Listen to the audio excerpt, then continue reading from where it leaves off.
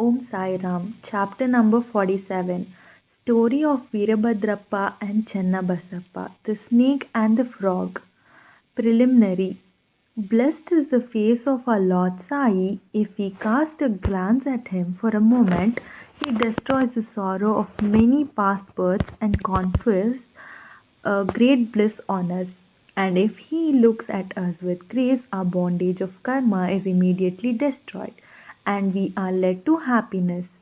The river Ganga washes away the dirt and sins of everyone who goes to her for a bath. But she intently longs for the saints to come to her and bless her with their feet and remove all the dirt sins accumulated in her. She knows for certain that this accumulation can only be removed by the holy feet of the saints. Sai is the crest jewel of the saints, and now hear from him the following purifying story. The Snake and the Frog. Sai Baba once began to tell a story. One morning, after having my breakfast, I strolled along till I came to the banks of a small river. As I was tired, I rested there, washed my hands and feet, and had a bath and felt refreshed. There was a footpath and a cart track sheltered by shady trees, and the breeze was blowing gently. As I was preparing to smoke my pipe, I heard the croaking of the frog. I was striking the flint and lighting the fire, when a traveller turned up, sat by my side, bowed to me, and politely invited me to his house. He lit up the pipe and handed it over to me. The croaking was heard again, and he wanted to know that it was. I told him that a frog was in trouble and was suffering the bitter fruit of its own karma. We have to reap the fruit of what we sow in our past life, and there is no use crying about it. Then he smoked and handed the pipe back to me and said that he would go there in person and see for himself. I told him that a frog had been caught by a big snake and was crying for help. They were both very wicked in their past life and were now reaped the fruit of their actions in these bodies.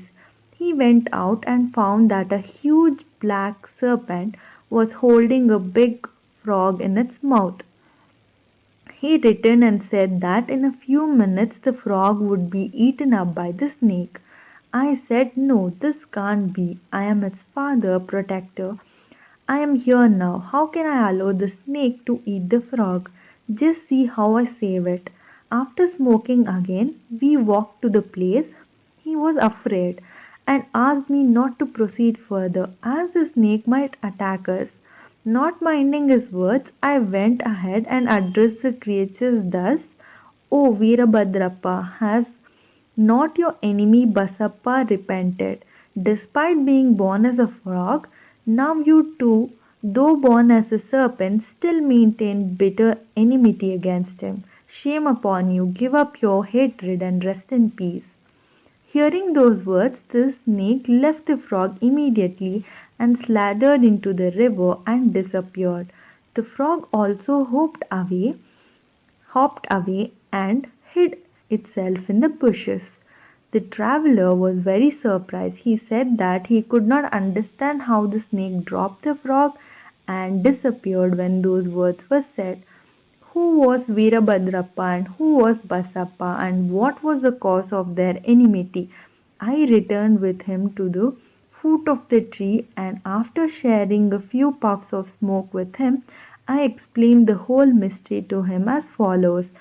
There was an ancient holy place sanctified by a temple of Mahadev about 4 or 5 miles from my place. The temple was old and dilapidated, and the residents of the place collected funds for its repairs. After a large amount was collected, an arrangement was made, and plans with estimate for repairs were prepared. A rich local man was appointed the treasurer, and the whole project was entrusted to him. He was to keep the regular accounts and be honest in all his dealings. He was a miser and spent very little for the repairs, which consequently made very little progress. He spent all the funds, pocketed some amount himself, and spent nothing from his pocket. He had a sweet tongue and was very clever in offering plausible explanations regarding the poor and tardy progress of the work. The villagers again went to him and said that unless he lent his helping hand and tried his best, the work would not be complete. They requested him to work out a plan and again collected subscriptions and sent the amount to him. He received it, but did nothing again. A few days later, God appeared in his wife's dreams and said to her, "You get up and build the dome of the temple. I will give you 100-fold of what you spend." She told her husband about this vision. He was afraid what it would involve some expenses and therefore laughed it off, saying that it was a mere dream and thus not to be relied and acted upon. Why did God not appear to him and tell him? Wasn't he sleeping right next to her?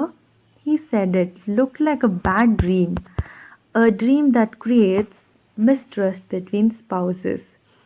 God does not like big subscriptions and donations collected against the wishes of the donor, but He likes ever trifling amounts given with love, devotion, and appreciation. A few days later, God again appeared in her dream and said, "Do not bother yourself about your husband and the collections with him. Don't press him to spend any money for the temple. What I want is feeling and devotion. So give. If you like anything of your own." She consulted her husband about this vision and decided to give gold ornaments given to her by her father. The miser felt disconcerted and decided to cheat even God in this transaction. He undervalued the ornaments at 1,000 rupees, bought them himself, and in lieu of the amount, gave a field to God as an endowment. The wife agreed to this, but the land was not his own. It belonged to a poor woman named Dubaki, who had mortgaged it to him for 200 rupees. She had not been able to redeem it for a long time, so the cunning miser cheated everyone, his wife, Tubaki, and even God. The land was sterile, uncultivated, and worth nothing, and yielding nothing, even in the best of seasons.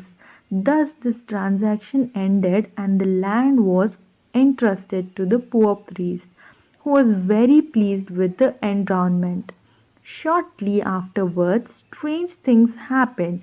There was a terrific storm, lightning struck the house of the miser, and he and his wife both died. Dubaki also breathed her last.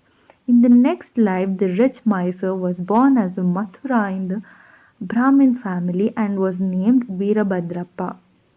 His devout wife was born as the daughter of the priest of the temple and was named Gauri.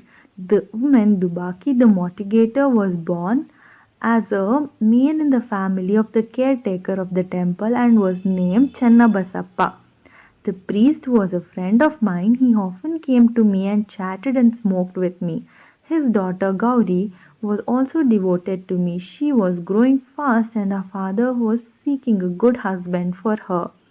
I told him not to worry about this, as the groom himself would come seeking her. Then there came a poor boy named Veerabhadrappa wandering and begging to the priest's house. With my consent, Gauri was given in marriage to him. He was also at first devoted to me, as I had recommended his marriage to Gauri. Even in this new life, he was after money and asked me to help him get it, as he was leading a married man's life. There was a sudden rise in land prices, and by Gauri's good luck, there was a great demand for land, and the endowed land was sold for 100,000 rupees, 100 times the value of her ornaments. Half the amount was paid in cash and the remaining was paid in 25 installments of 2000 rupees each. Everyone agreed to this transaction but began to quarrel over the money. They came to me for consultation. I told them the property belonged to God and was vested in the priest, and Gauri was his sole heiress, and thus no amount should be spent without her consent. I also said her that her husband had no right whatsoever to the amount.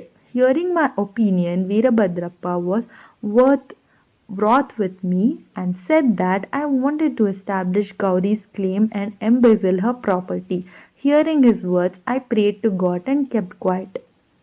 Veerabhadrappa scolded his wife Gauri, and she came to me at noon and requested me not to mind his words and that I could not abandon her, as she was my daughter. Since she sought my protection, I gave her a pledge that would even cross the seven seas to help her. That night Gauri had a vision. God appeared in her dream and said, "All the money is yours. Do not give anything to anybody. Spend some amount for temple repair in consultation with Chennabasappa, and if you want to use it for some other purpose, consult Baba in the masjid, myself." Gauri told me the vision and I gave her the proper advice in the matter. I told her to take the principal of capital amount for herself, give half the investment to Chennabasappa, and that Veerabhadrappa had no role in the matter. While I was thus talking, both Veerabhadrappa and Chennabasappa came there quarrelling. I tried my best to appease them and told them about Gauri's vision. Veerabhadrappa got wild and angry and threatened to kill Chennabasappa by cutting him into pieces. The latter was timid. He caught my feet and sought my refuge. I pledged myself to save him from the wrath of his foe. Then, after some time, Veerabhadrappa died and was born as a snake, and Chennabasappa died and was born as a frog. Hearing Chennabasappa's cry for help and remembering my pledge, I came here saving him and kept my word. God runs to his devotees in times of danger. He saved Chennabasappa the frog by sending me here. All this is God's Leelas. The moral. The moral of the story is that one has to rep that one sows, and there is no escape unless one suffers and squares up one's old debts and dealings with others. It also teaches us that greed for money drags the greedy man to the lowest level and ultimately bringing destruction on him and others. Om Sai Ram.